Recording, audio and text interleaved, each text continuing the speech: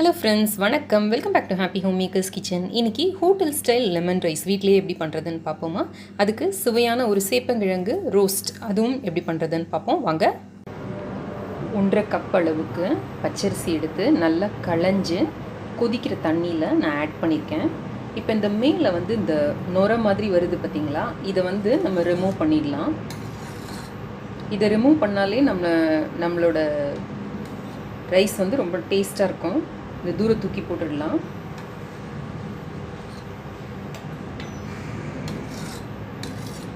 இந்த மாதிரி ஒரு ரெண்டு மூணு தடவை அந்த நுரை வர வரைக்கும் எடுத்து போட்டுடலாம். அரிசி புல் ஃபேமிலி சேர்ந்தது இல்லையா, ஸோ அதில் இருக்கிற ஃபைட்டேட்ஸ் அப்படிங்கிற ஒரு இதை நம்மளால் சிரிக்க முடியாது.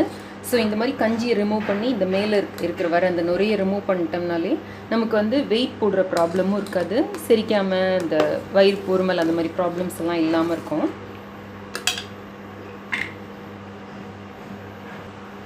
அப்புறம் பருப்பு மற்றும் அரிசியில் வர்ற இந்த மாதிரி நுரை நம்ம உடம்புல கபத்தை இன்க்ரீஸ் பண்ணும். ஸோ இதை ரிமூவ் பண்ணதுனால அடிக்கடி சளி பிடிக்கிறது, நெஞ்சில் சளி கட்டுறது எல்லாம் கூட வராமல் இருக்கும் நமக்கு. இப்போது இது நல்லா கொதிக்க ஆரம்பிக்குது. இப்போ தீயை நல்லா குறைச்சி வச்சுட்டு இதுக்கு தேவையான அளவு உப்பு, இப்போ நான் 1.5 கப் அளவுக்கு ரைஸ் எடுத்திருக்கேன். ஸோ நான் அதுக்கு தேவையான அளவு உப்பு போட்டுறேன். இப்போவே உப்பு போட்டோம்னா நம்மளோட சாதத்தில் உப்பு நல்லா கலந்து நல்லாயிருக்கும். 1 டீஸ்பூன் அளவுக்கு நல்லெண்ணெய். இது உதிராக நமக்கு சாதம் கிடைக்கிறதுக்கு ரொம்ப ஹெல்ப்ஃபுல்லாக இருக்கும். ஒரு 1/4 டீஸ்பூன் அளவுக்கு மஞ்சள் தூள். நம்ம அப்புறமா மஞ்சள் தூள் சேர்க்கலாம், பட் இப்போதைக்கு ஒரு 1/4 டீஸ்பூன் சேர்த்தோம்னா நல்ல கலராக நமக்கு இந்த ரைஸ் கிடைக்கும். இது எல்லாத்தையும் நல்லா கலந்து விட்டுலாம். நல்லா கலந்து விட்டுக்கோங்க. இப்போ இது திரும்ப கொதிக்க ஆரம்பிக்குது பாருங்கள். நமக்கு இந்த வெரைட்டி ரைஸ்க்கெல்லாம் கொஞ்சம் விதையாக உதிராக இருந்ததுன்னா தான் சாதம் ரொம்ப நல்லாயிருக்கும். இப்போ பார்த்தீங்கன்னா ஒரு 3/4 பதம் வெந்திருக்கு. ஸோ நான் இப்போ ஆஃப் பண்ணிவிட்டு இதை மூடி வச்சிட போகிறேன். ஒரு 5 நிமிஷம் கழித்து நம்ம திறந்து பார்க்கலாம். சேப்பங்கிழங்கை நல்லா க்ளீன் பண்ணிவிட்டு குக்கரில் ஒரு விசில் வச்சு எடுத்துகிட்டு தோல் ரிமூவ் பண்ணி சின்ன சின்ன பீஸாக கட் பண்ணி எடுத்து வச்சுருக்கேன். இதில் உப்பு, மஞ்சள் தூள், மிளகாய்த்தூள், கொஞ்சோண்டு பெருங்காயத்தூள் ஆட் பண்ணி நல்லா கலந்து நான் நைட்டே ஃப்ரிட்ஜில் வச்சுட்டேன். யூஸ்வலாக முந்தின நாளே நம்ம இதை கலந்து வச்சுட்டோம்னா அடுத்த நாள் செய்கிறப்ப நல்லா அதில் உப்பு உரப்பெல்லாம் சார்ந்து ரொம்ப நல்லாயிருக்கும். நம்ம செய்கிறதுக்கு முன்னாடி போட்டோம்னா உள்ளெல்லாம் அந்த டேஸ்ட் இறங்கவே இறங்காது. எப்போவுமே இந்த சேப்பங்கிழங்கு, கருணக்கிழங்கு இந்த ஐட்டம்ஸ் எல்லாம் செய்கிறப்ப கொஞ்சோண்டு புளி விட்டோம்னா டேஸ்ட்டும் நல்லாயிருக்கும். தொண்டை காரல் இல்லாமல் அரிக்காமல் இருக்கும். அதனால் நான் ஒரு 2 டேபிள் ஸ்பூன் அளவுக்கு புளி கரைச்சி விடுறேன் இதில். இப்போ இதையும் போட்டு நல்லா மிக்ஸ் பண்ணிக்கலாம். மிக்ஸ் பண்ணிட்டு தோசைக்கல்ல காய வச்சு இதில் போட்டு நல்லா இதை ரோஸ்ட் பண்ணி எடுத்தால் நம்மளோட சேப்பங்கிழங்கு ரோஸ்ட் ரெடி ஆகிடும். இப்போது தோசைக்கல்ல நல்லா ஹீட் பண்ணியிருக்கேன். நான் அதில் கொஞ்சம் எண்ணெய் விட்டுருக்கேன். எண்ணெயை நல்லா இப்படி ஸ்ப்ரெட் பண்ணி விட்டுக்கோங்க.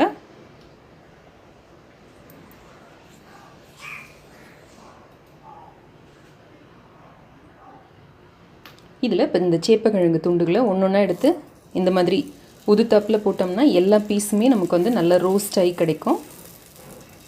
இந்த மாதிரி அரேஞ்ச் பண்ணிக்கலாம். அடுப்பை நல்லா சிம்மில் வச்சுக்கோங்க. வச்சுட்டு கொஞ்சம் நல்லா தாராளமாக எண்ணெய் விட்டால் அதுக்கு நல்லாயிருக்கும். நான் தேங்காய் எண்ணெய் யூஸ் பண்ணுறேன். எனக்கு தேங்காய் எண்ணெய் வாசனை ரொம்ப பிடிக்கும். நீங்கள் உங்களுக்கு எண்ணெய் வேணுமோ அதை கொஞ்சம் தாராளமாக சுற்றியும் விட்டுக்கோங்க. விட்டு நல்ல மிதமான தீயில வச்சு நல்ல 2 பக்கமும் ரோஸ்ட் பண்ணி நம்ம எடுக்க போகிறோம். இப்போ 5 நிமிஷம் ஆயிருக்கு. பார்த்தோம்னா நல்ல வெந்தும் இருக்குது, அதே சமயம் உதிராகவும் இருக்குது. இதை இப்போ வடிகட்டி எடுத்துக்கலாம் நம்ம.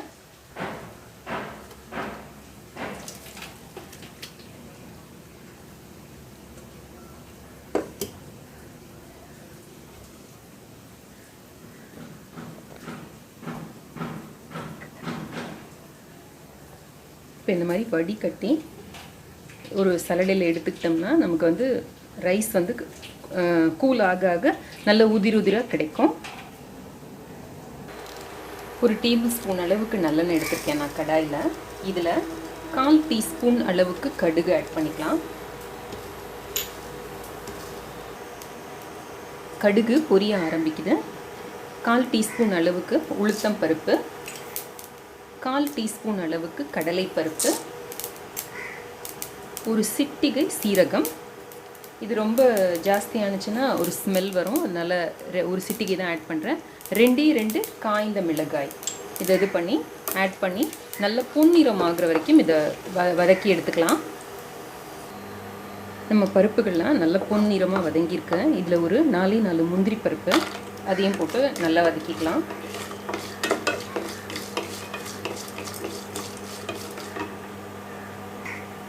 இதில் நான் இப்போ 2 மிளகாயை நீல வாக்கில் கீறி வச்சுருக்கேன். இப்போ இதையும் ஆட் பண்ணிக்கலாம். உங்கள் கார அளவுக்கு ஏற்றபடி இந்த மிளகாயையும் பச்சை மிளகாயும் சிகப்பு மிளகாயும் அட்ஜஸ்ட் பண்ணிக்கோங்க. ஒரு சிட்டிகை பெருங்காய பொடி ஆட் பண்ணிக்கலாம்.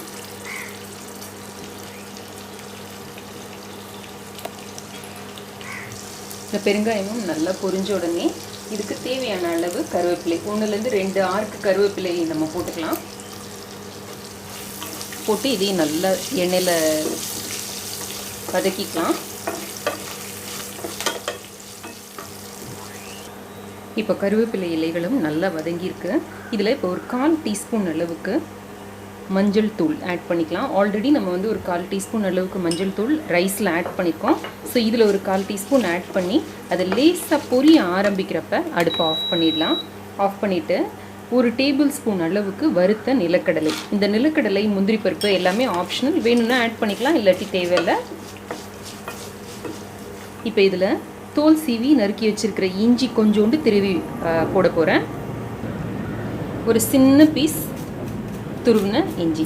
நம்ம வடித்த சாதத்தை நான் ஒரு தாம்பழத்தில் நல்லா இந்த மாதிரி பரத்தி வச்சுருக்கேன். இது இப்போ நல்லா கூலாக இருக்குது, நல்ல உதிராகவும் இருக்குது பாருங்கள். இதுக்கு மேலே இப்போ நம்ம தாளிப்பு செய்த இந்த பொருட்களை ஆட் பண்ணிக்கலாம். இந்த மாதிரி ஒரு தாம்பாளத்தில் நம்ம எடுத்து போடுறதுனால டக்குன்னு கூலாகிடும். அரிசி வந்து ஒன்றோட ஒன்று ஒட்டாமல் இருக்கும், நமக்கு பார்க்குறதுக்கு நல்லாயிருக்கும்.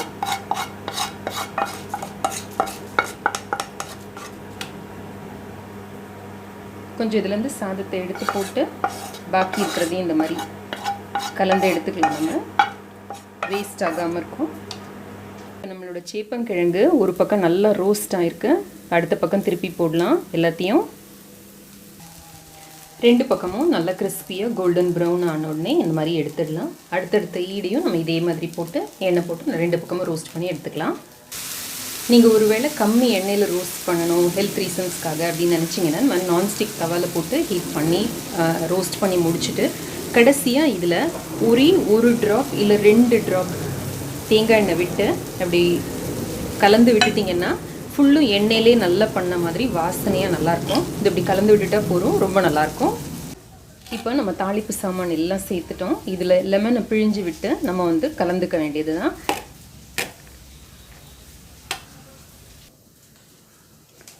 இந்த லெமனில் இந்த எல்லோ கலர் பார்ட் இருக்குது பார்த்தீங்களா, இதை மட்டும் லேசாக இந்த மாதிரி ஒரு கேரட் திருகி வச்சு எடுக்கணும். இந்த வெள்ளை பார்ட் வந்து கசக்கும்.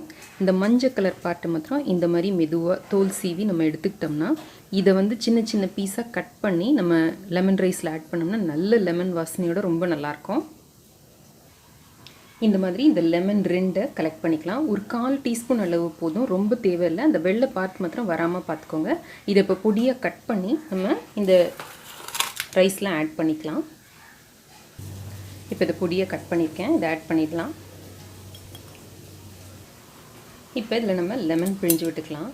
நீங்கள் ஒரு வேளை நைட்டுக்கும் சேர்த்து லெமன் ரைஸ் பண்ணுற மாதிரி இருந்தீங்கன்னா இதில் கொஞ்சத்தை நல்லா கலந்து எடுத்து வச்சுருங்க. பரிமாறத்துக்கு முன்னாடி இதை லேசாக வானலியில் சூடு பண்ணிவிட்டு அதுக்கப்புறமா அந்த லெமன் ஜூஸை சேர்த்து பரிமாறினீங்கன்னா அப்போ தான் செஞ்ச மாதிரி ஃப்ரெஷ்ஷாக லெமன் ரைஸ் வந்து ரொம்ப நல்லாயிருக்கும். இப்போ மொத்தமாக செய்கிற மாதிரி மத்தியானத்துக்கு மட்டும் செய்கிற மாதிரி இருந்ததுன்னா உடனே நீங்கள் இந்த மாதிரி கலந்துடலாம். ஸோ லெமனோட புளிப்புக்கு ஏற்றபடி உங்களோட சுவைக்கு ஏற்றபடி இதில் வந்து லெமன் பிழிஞ்சு விட்டுக்கோங்க. நான் இப்போ இதில் வந்து 6 லெமன் பிழிஞ்சு விட போகிறேன், 6 மூடி லெமன் பிழிஞ்சு விட போகிறேன்.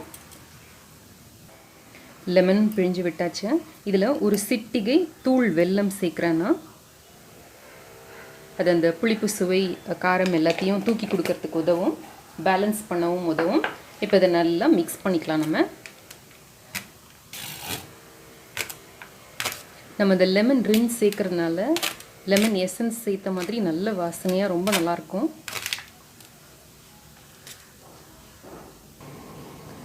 சாதம் உடையாமல் இருக்கிறதுக்கு இந்த மாதிரி ஒரு முள் கரண்டி யூஸ் பண்ணி கலந்து விட்டிங்கன்னா சாதம் உடையாமல் இருக்கும், உதிராகவும் நமக்கு இருக்கும்.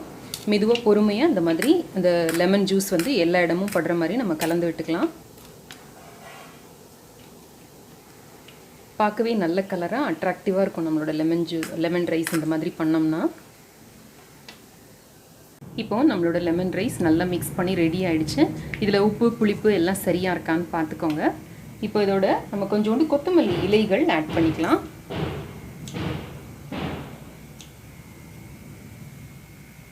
பொடியாக கட் பண்ண கொத்தமல்லி இலைகள்.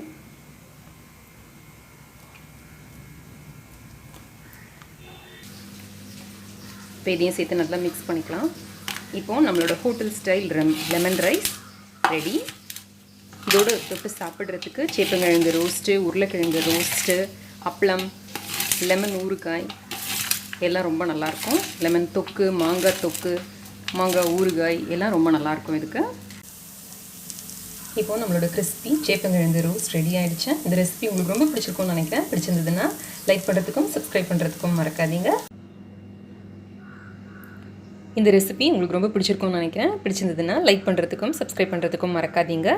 இந்த இன்க்ரீடியன்ட் லிஸ்ட்டு ரெசிபி எல்லாமே கீழே டிஸ்கிரிப்ஷன் பாக்ஸுக்கு கீழே இருக்குது. என்னோடய மற்ற 2 சேனலோட லிங்க்கு, பிளாகோட லிங்க் எல்லாம் கூட கொடுத்துருக்கேன். கீழே பாருங்கள். இணைந்திருங்கள். ஹாப்பி ஹோம் மேக்கருடன் என்னாலும். நன்றி, வணக்கம்.